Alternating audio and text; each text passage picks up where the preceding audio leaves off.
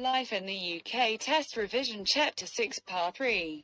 The American War of Independence. By the 1760s, there were substantial British colonies in North America. The colonies were wealthy and largely in control of their own affairs. Many of the colonist families had originally gone to North America in order to have religious freedom. They were well educated and interested in ideas of liberty. The British government wanted to tax the colonies. The colonists saw this as an attack on their freedom and said there should be no taxation without representation in the British Parliament. Parliament tried to compromise by repealing some of the taxes, but relationships between the British government and the colonies continued to worsen. Fighting broke out between the colonists and the British forces. In 1776, 13 American colonies declared their independence, stating that people had a right to establish their own governments. The colonists eventually defeated the British Army and Britain recognized the colonies' independence. In 1783, war with France. During the 18th century, Britain fought a number of wars with France.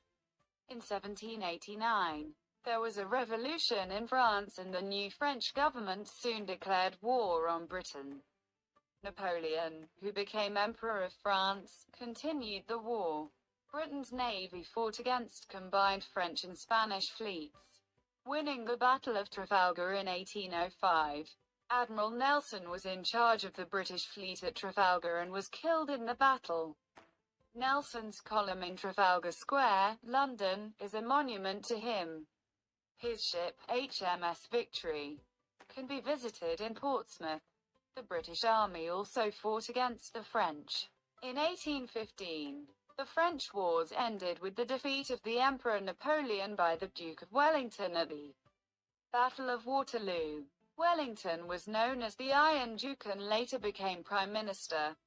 The Union flag. Although Ireland had had the same monarch as England and Wales since Henry VIII, it had remained a separate country.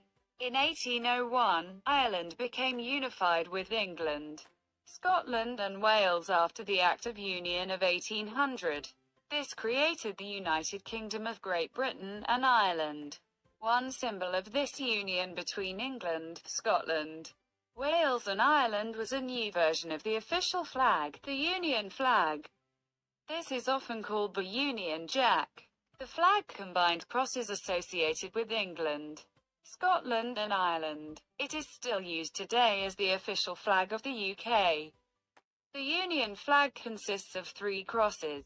The Cross of St. George, patron saint of England, is a red cross on a white ground. The Cross of St. Andrew, patron saint of Scotland, is a diagonal white cross on a blue ground. The Cross of St. Patrick, patron saint of Ireland, is a diagonal red cross on a white ground. There is also an official Welsh flag, which shows a Welsh dragon. The Welsh dragon does not appear on the Union flag because, when the first Union flag was created in 1606 from the flags of Scotland and England, the Principality of Wales was already united with England. The Crimean War. From 1853 to 1856, Britain fought with Turkey and France against Russia in the Crimean War. It was the first war to be extensively covered by the media through news stories and photographs. The conditions were very poor and many soldiers died from illnesses they caught in the hospitals, rather than from war wounds. Queen Victoria introduced the Victoria Cross Medal during this war. It honors acts of valor by soldiers.